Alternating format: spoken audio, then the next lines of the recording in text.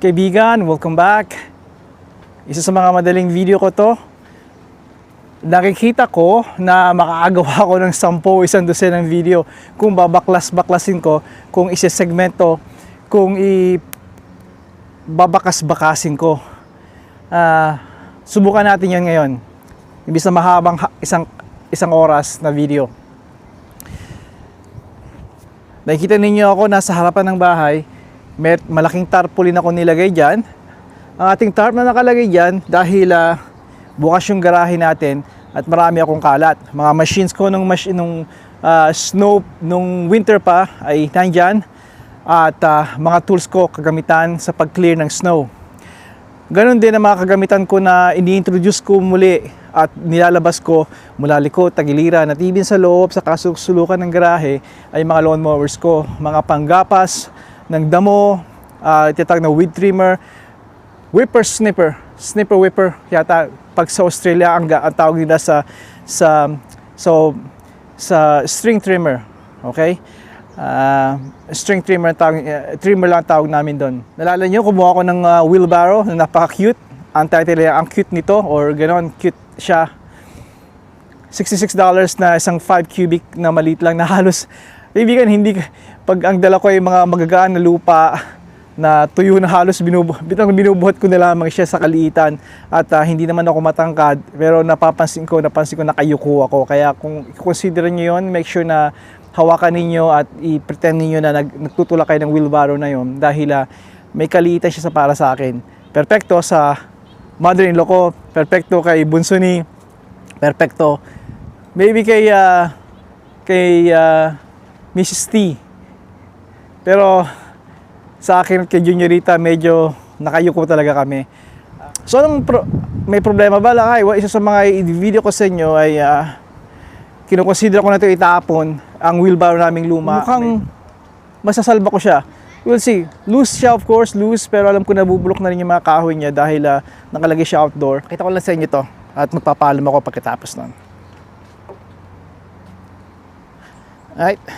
So nakikita ninyo, maluwag siya. Wala akong hinigpitan ko na halfway, hinigpitan ko na pero maluwag pa rin siya. Alright. Nakikita ko may mga loose dito. So ito yun. Half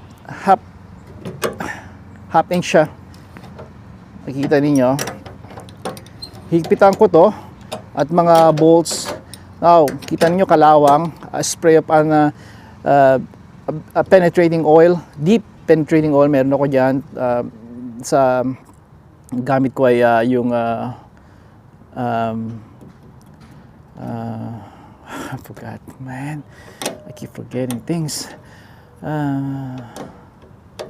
Alright, so just spray deep penetrating oil para mawala yung mga rust niya. Huwag niyong persahin kung talagang seize or matigas. Alright? Ito, tama na higpit ito. Pero pag mga kalawangin, make sure na hindi nyo ma-strip yan.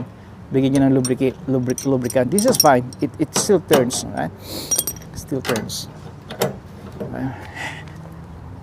Dahil, kaibigan, itong nakikita ninyo, ito yung kanyang kabuuan. May mga hindi na dito magtatagal dahil manipis na to, pero tagal pa to sa amin ng siguro 1 taon, pero hindi napakatagal na 10-5 taon. May fix ito pero hindi ko na pagtutunan ng pansin.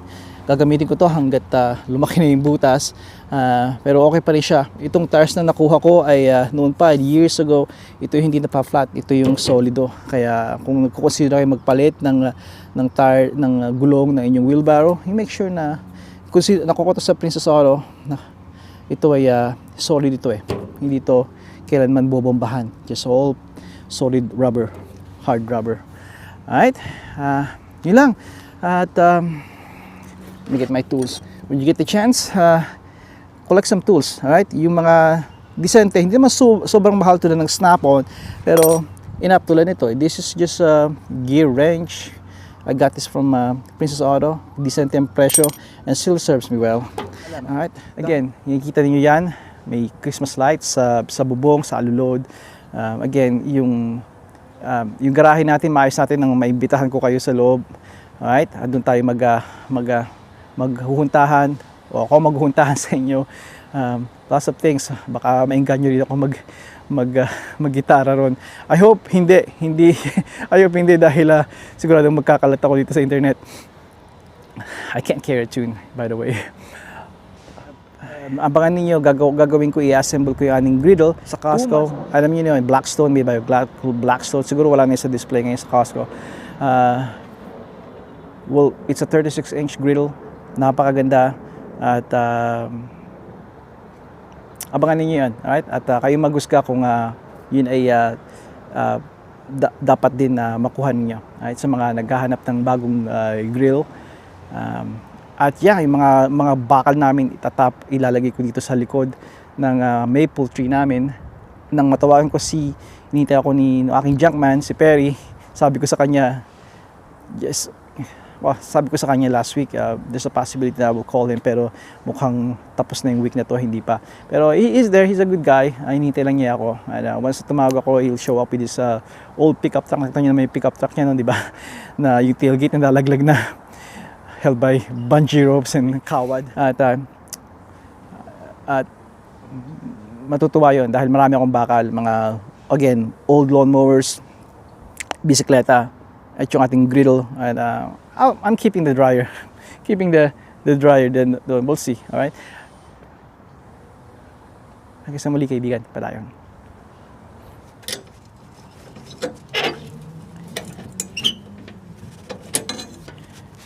Pahabol.